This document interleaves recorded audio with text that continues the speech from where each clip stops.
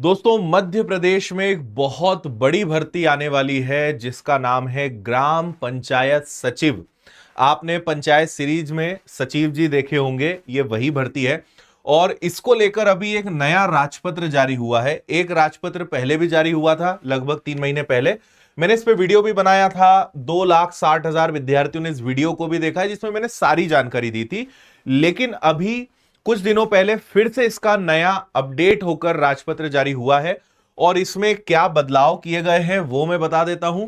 और कितनी वैकेंसी आएगी, या जो 23,000 लिखा है क्या वास्तव में इतनी आ पाएगी, क्या योग्यता है, एज, क्वालिफिकेशन, एग्जाम पैटर्न क्या हो सकता है, हर चीज पे हम बात करेंगे। तो पूरा वीडियो देखिएगा, आपको बहुत कुछ यहां पर जानकारी इस एग्जाम से रिलेटेड हो जाएगी। देखो, इन्होंने अभी जो लेटेस्ट राजपत्र जारी किया है, इसमें पदों की संख्या में कोई बदलाव नहीं है। तो यहां जिले वाइज इन्होंने बताया है कि भाई आगर मालवा है तो 236 पदों की संख्या, अलीराजपुर है तो 288, अनूपपुर है तो 227, कहीं कहीं पे आप देखेंगे जैसे छिंदवाड़ा है तो 790 पद हैं, धार है तो 763 है।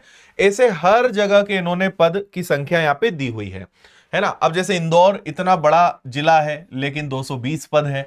तो यहां पर पहले तो मैं आपको एक चीज क्लियर कर देता हूं। कुल पदों की संख्या इन्होंने बताई है 23,011। मैंने पिछले वाले वीडियो में भी क्लियर किया था, अभी भी आपको क्लियर कर रहा हूं कि दो चीजें होती है। एक होता है स्वीकृत पद और एक होता है कि वैकेंसी कितनी आ सकती है।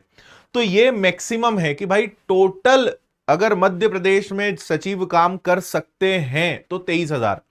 इसमें दोनों चीज शामिल है, जो अभी काम कर रहे हैं वो और जो खाली पद है वो, ये दोनों मिलाकर है। ये टोटल पद है। वैकेंसी इतनी नहीं आएगी, वैकेंसी इससे कम आएगी। हो सकता है कि लगभग आधे पद आपको मिल जाए, कि 10, 12, 15,000 वैकेंसी निकल जाए। संभावना कुछ भी हो सकती है, उसके बारे में हमें नोटिफिकेशन आने पर ही पता चलेगा। लेकिन ये टोटल पद है जिसमें काम करने वाले और खाली पद दोनों मिलाकर हैं।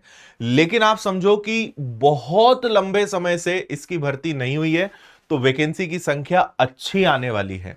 और क्योंकि ये आप कहोगे कि व्यापम ने तो अपने कैलेंडर में लिखा नहीं, क्योंकि ये ऐसी भर्ती है जो बहुत समय बाद आ रही है, या आप कह सकते हो पहली बार जैसी ही भर्ती है।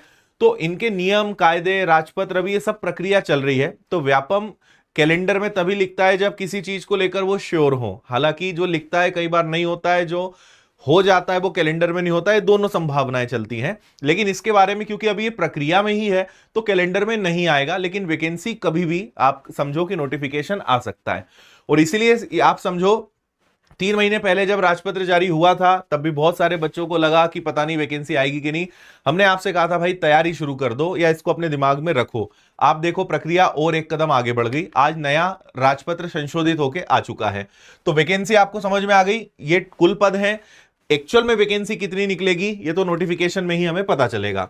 अब यहां पर सचिव के अंतर्गत दोनों प्रकार के विद्यार्थियों को मौका है, जो फ्रेशर हैं वो भी, और जो ग्राम रोजगार सहायक पद पे काम कर रहे हैं वो भी।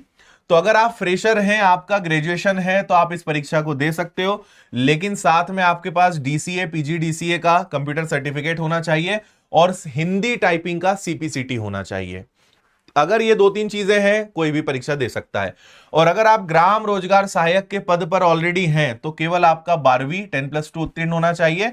बाकी कंप्यूटर डिप्लोमा जो सर्टिफिकेट है और सीपीसीटी, ये तो उनके लिए भी अनिवार्य है। केवल ग्रेजुएशन और 12th का फर्क आएगा, इतनी सी बात यहां पर है। अभी मैं इनको और अच्छे से समझा रहा हूं कि ग्राम रोजगार सहायक का क्या रोल रहेगा। तो जो नया बदलाव हुआ है वो मात्र इतना ही है कि इन्होंने ये क्लियर कर दिया है कि भैया आपके जो कंप्यूटर सर्टिफिकेट्स रहेंगे वो कहां, तो जैसे यूजीसी द्वारा मान्यता प्राप्त विश्वविद्यालय से आपका डिप्लोमा होना चाहिए, या यूजीसी द्वारा मान्यता प्राप्त किसी भी मुक्त विश्वविद्यालय से आपका डिप्लोमा हो, डीआईएसीसी या national institute of electronics and information technology और एनआईईएलआईटी से डिप्लोमा स्तर की आपकी परीक्षा वहां से क्लियर हो, शासकीय पॉलिटेक्निकल कॉलेज से मॉडर्न ऑफिस मैनेजमेंट कोर्स हो, या शासकीय आईटीआई से 1 वर्ष कंप्यूटर ऑपरेटर और प्रोग्रामिंग असिस्टेंट कोपा जिसको हम कहते हैं वो प्रमाण पत्र हो, तो ये है तो मान्य रहेगा। इसको वो पहले क्लियर करना उनसे छूट गया था। तो नया जो राजपत्र जारी किया है उसमें इन्होंने इस बात को क्लियर कर दिया है कि भाई इनको हम मान्य करेंगे। तो आप समझ गए इतनी बात। इसके अलावा फ्रेशर के लिए एज 21 से 35 है, और जो ग्रामीण रोजगार सहायक के पद पर है उनके लिए 50 साल तक का है।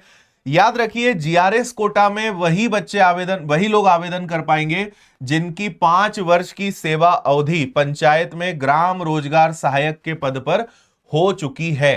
5 साल अगर आपने जीआरएस यानी ग्राम रोजगार सहायक के पद पे काम करा है, तभी आपको इसका फायदा मिलेगा।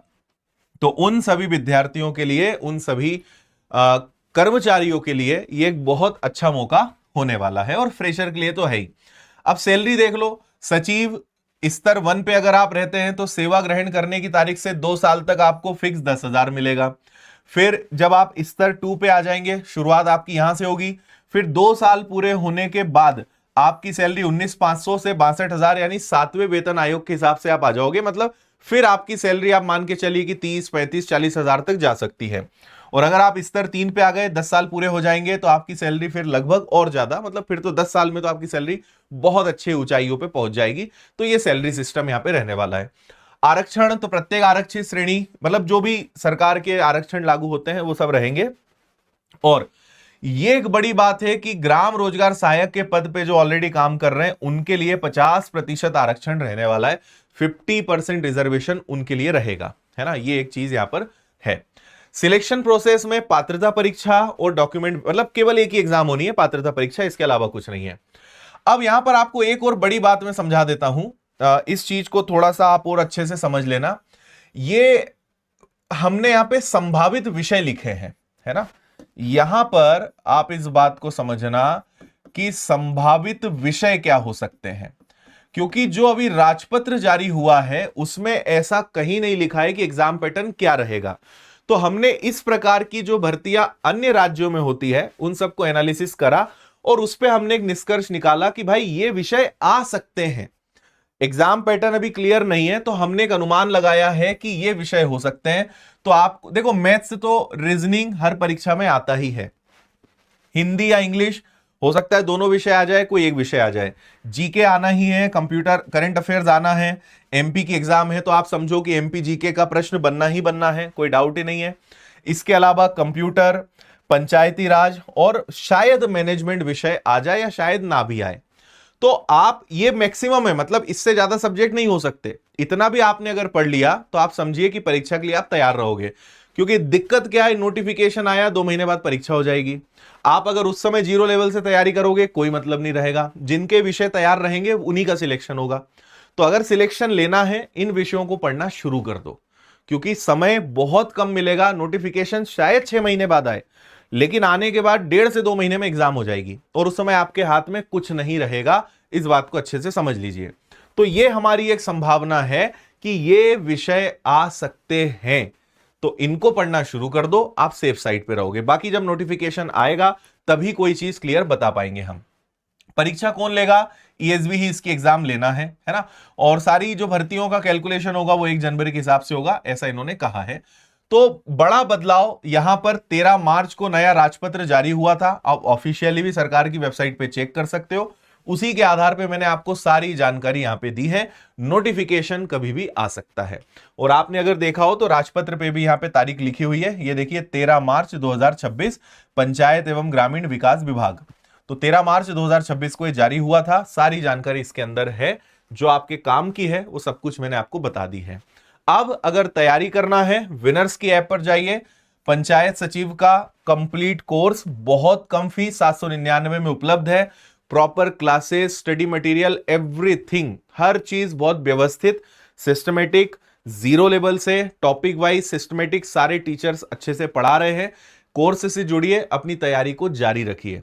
मैं फिर कह रहा हूं, नोटिफिकेशन कब आएगा नहीं पता, लेकिन आएगा, 2 महीने में एग्जाम हो जाएगी, ये बिल्कुल तय बात है, क्योंकि पैटर्न यही चल रहा है। और अब तो नेगेटिव मार्किंग भी आ चुकी है, तो अब तुक्का मारने वाला सिस्टम भी खत्म हो चुका है, तो नेगेटिव मार्किंग की भी पूरी संभावना इसमें रहेगी। तो विनर्स ऐप पर जाकर, बहुत शानदार कोर्स है, अच्छे से घर बैठे आप तैयारी कर सकते हो, इससे आप जुड़ जाओ। या फिर आप व्यापम का फाउंडेशन कोर्स ले लो, तो दूसरी भी जो परीक्षाएं मध्य प्रदेश की निकलती है उन सब की तैयारी भी आपकी इसमें हो जाएगी। बहुत अच्छे टीचर्स, सब कुछ सेम है, फीस बस यहां पे ज्यादा है क्योंकि बहुत सारी परीक्षाओं के विषय यहां पर जुड़ जाते हैं। बाकी सब कुछ आपको इसके अंदर भी मिलने वाला है। आप देखिए, टीचर्स और पूरी टीम और हर विषय। और ऑफलाइन पढ़ना है तो आप इंदौर आ सकते हो। बाकी टेस्ट सीरीज, हर विषय की किताबें, ये सब आपको विनर्स ऐप पर मिल जाएगा। तो विनर्स ऐप पर जाकर आप तैयारी कर सकते हैं। ऑफलाइन की जानकारी यहां है, और इसके अलावा किताबें और कोई दिक्कत परेशानी है तो आप कॉल या मेल करके जानकारी ले सकते हैं। और बाकी विनर्स के साथ सारे प्लेटफॉर्म्स पे जुड़े रहें ताकि सारे अपडेट आपको हमेशा मिलते रहें।